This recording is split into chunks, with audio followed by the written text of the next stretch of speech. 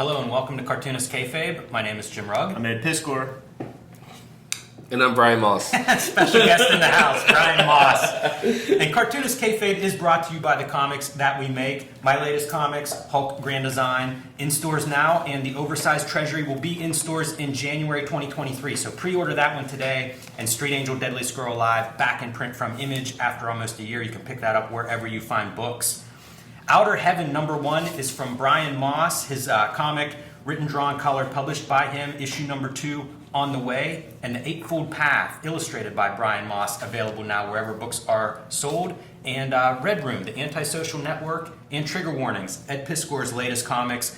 Both of these collections are out today. You can find them wherever you buy books or comics, and they are self-contained, so whichever one you come across is the perfect place to start. 4 complete self-contained stories, but plus a lot of great back matter, so pick these up today wherever you buy books. But we are here today to look at something very special and near and dear to my heart. What do we have here, Brian? We have an original Alex Toth.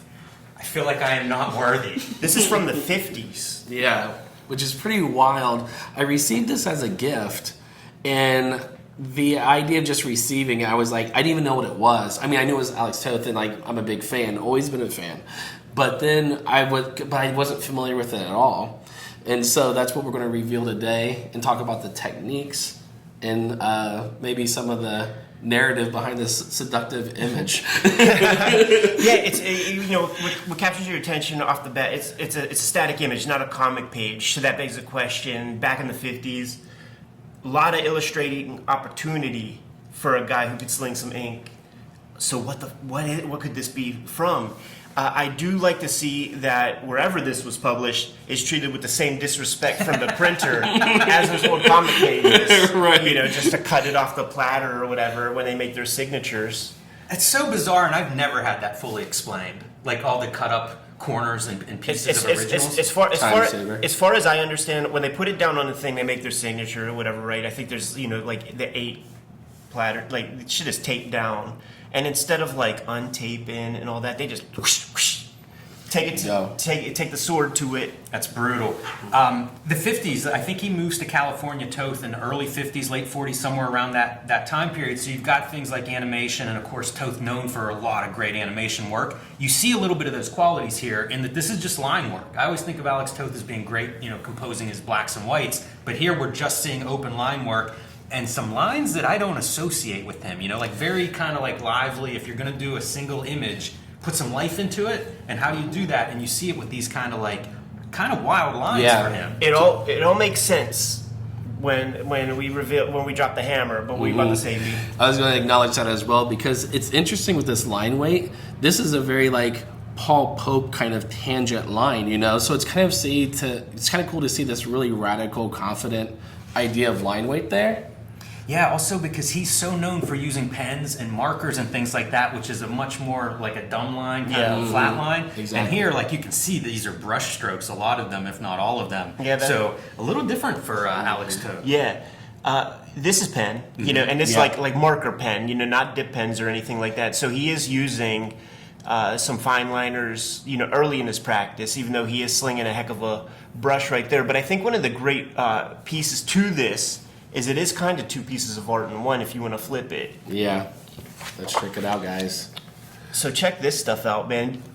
Off the bat, I noticed the X. Yes. Yep. So master of composition might not even be there at this point in the the 50s. Like it's the later comics when he starts having that cool lettering style and shit that the compositions are off the chain every panel. But seeing that is That's a good one. And the other composition thing is you see the blue line that's, I'm assuming, like live area. We see that a lot in pre-printed pages.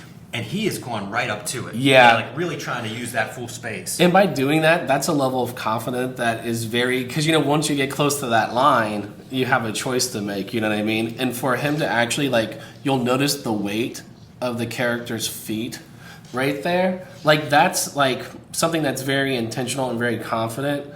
And it's it goes back to that contrapposto idea that he always uses, with that counterweight. And that's a perfect example of that. Yeah, there's fantastic weight on this thing, man. These confident pencil strokes, just these swooping lines. makes me think of animation. You know, the great animators, it's like they find that one perfect line and get it in there. Man, and you see it too, like on things like one line for your hat. Yeah, Edge. like come on. But there is decision making. You know, it's like, do we see the top of this cowboy hat? Right. And like, you know, with the reveal, it's like, guess what? We don't. Exactly. We And don't. He's given himself opportunity to make some choices. And then there's the apparent ones with like the stripes in the pants, right? The choices he starts to make by taking things away is what's key about Toth with his economy. Master of reduction. Yeah, and this is a prime example of that because like once you consider that, it kind of creates this like reinforced pattern that is like contrast to that swoop. So it doesn't really function that well, and it actually interferes with that leg. So for him to pull back that much and to trust the viewer is very impressive, actually. You know what I see in this line, Ed?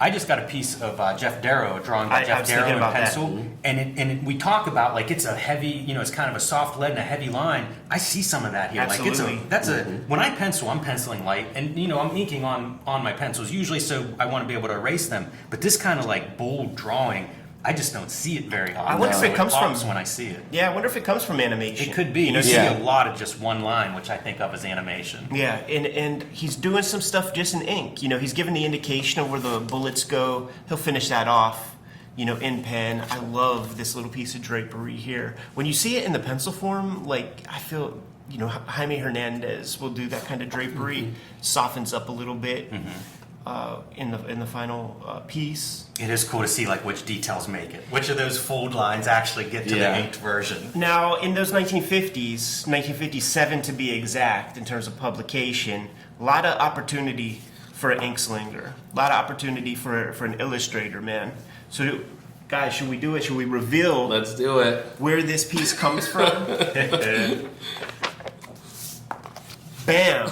A motherfucking Buffalo Bill Jr. and Calamity coloring book. Isn't that wild? He did the whole piece. Like, he didn't do this. Yeah, but you can see pictures by Alexander Toth, so getting credit for it. You know what? This actually, that may be a Toth, maybe a little Yeah, touch because up. that's a That little bit of a face looks tangent there, wonky. that chin. Yeah. But some of the other pieces do remind me of him, especially in that. Let's that take it to the 50s, like, exact standard. piece for a minute. Maybe pull out the OG art and put it right here. Yeah, say them side by side, you can edit directly. All right, look at that, it's to scale, which is like really kind of wild to see how it matches up exactly. So go ahead and flip that over. Now look at those. So now we can see the reveal of all the edits. So let's go through those. We got like the pants there, because it gets really nuanced. He's completely removed the holster on the pants. Anything with complexity, you know, a lot of drapery on the skirt. The braid of her hair. Yeah, it simplifies that a lot. Yeah. Removes the spurs on the back of the boot. And I wonder if that's something like with the gun being taken away and the spurs being taken away, if the editor's going, this is a kid's thing, like we can't have any sharp edges. Nothing even remotely. But it's okay for the violent or scary BDSM though, here. that's okay. Interesting, weird changes to the rope where like parts of the rope are taken off for some reason. It is very, like, from an editorial standpoint, those feel strange. But yeah, like you see his like necktie or bandana, none of the folds in that. Yeah, taking lots of the drapery away. And it's interesting I know this is going to be a weird little tangent, but if you see that ear in the pencil, he has that like shadow line behind it, or just like a double line, and then he reduces it down to just the one line there. That's actually interesting because it's like everything's so tight in the pencils already that kind of looks like he made a mistake, and he's like, okay, I'll just correct it in inking almost. You know what I mean? It's like it's not even a mistake, but it's like the only time I see an extra mark where he might regret it. You know what I mean? What if we just do a quick flip through some of this, man? Yeah. Yeah, absolutely. Brian, thanks so much for sharing this piece of art with the Oh yeah, dude, with the totally. audience. Yeah, many years of inspiration. It's really interesting to think about this because it probably coincides with Toth, one of his fights with comics publishers and editors when he might have not had comics work at the moment. So, got to keep drawing, got to keep paying those bills, and what do, man? Find a job, whatever job you can with art. Coloring books are always viable, as you know, crazy as that may sound. But when I was in art school, there were teachers there whose job that week was to draw a fucking coloring book. And I remember reading stuff like in Palmer's Picks, Charles Burns, Dan Clowes, Palmer would ask them, how do you make your living? And they would say illustration and be very vague about it. Right. And I remember as a kid, like, scanning, like, the greeting card aisles. Because every now and then you'd see something. You'd see a Gary Panter. It would be like Pee-wee homework cards or whatever. But you would see hands that you recognize. And I would always be like, am I going to see a Charles Burns fucking American greeting card or a Dan Clowes coloring book out there somewhere? Mm-hmm. Honestly, like, I wish they would all do a coloring book. I would love to see just a collection of their line art. Yeah. You know, this kind of thing. Like no blacks spotted or anything. It's just their line work. And again, it's cool to see Toth putting this much effort into the lines. You know, like, there's way more variation in these lines than almost any Toth I can think of. Yeah, and the interesting thing about this too, actually, is like it's such a weird style actually for Toth, or like choice to do this, that you actually can learn. It's actually simplifying more than he normally would. You know what I mean? You're so right. it's even furthermore. The funny thing to me is, imagine like probably like the one comic fan who like stumbled across this and he's like became the next colorist, you know, because he worked in a fucking coloring book. That's hilarious. And you got this from somebody who offline, from Yeah, somebody who yeah. absolutely has Had no idea. clue. Yeah, I think I bought it for like $5 or $10 off of Etsy. We've seen some really, I'm sure everybody has seen some real lousy comic coloring books, you know, stuff that just looks dashed out by somebody's like aunt or something. You can pay attention, like I imagine him having the blue line on all of these. Oh, yeah. Because there's a lot of like compositional, you know, it feels like his mind is still working, going through this stuff, you know, maybe doing more than you have to do on a job like this, but it's Alex Toth, you know, could he do less? And probably not. But it does also feel like he's heading into that animation business if he's not already there in terms of the simplification and the line work. Yeah, this could almost be like those D. Mulaney books. Like you would never get that drawing from Toth, you know, in a comic book, you know what I mean? So it's like kind of cool to see that. It is. And even within here, you see a few different lines because you have your jagged, almost like, how do I describe leather or whatever this texture is? You have your big, heavy, like a little bit of shadow on the underside. And then you have like, there's art painted or drawn on here, and that's yet another line. So even within this simple style, Toth is kind of coming in and thinking about it. Because you see that type of like a line or a pattern on top of the art that he's doing with probably a pen. Yeah, just these markers. Yeah, and also motion. Like, Such balance. Yeah, like, because what would we do, guys? We would do all of our Every lines line, there. absolutely. And he inverts it because it's like, no, let's not confuse it. And plus, like, think about it for a kid. That'd be great to color. You know what I mean? Yeah, you have to put some oranges, make it all yellow, put some orange lines. But it's that thing of like, here's the underplane. Yep. So you add a little shadow there, boom. Oh, god damn. Yeah. It's all there. Like, you feel the swoop. It feels like a... Yep. How do you draw two people, a back view and a front view, and make it feel like a circular motion? It's all in that braid.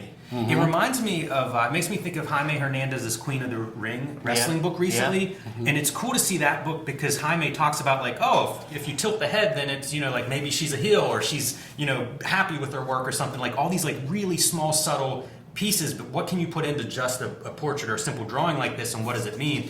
Love to hear Toth, like, whatever thoughts he had on some of these things, because some are by the numbers. You know, a guy on a horse drawing his gun, that's the little boy. You know, that's 101 for your little boy. It's a two-page spread. That's the thing. It works as a spread. Yeah, exactly. To make it exciting.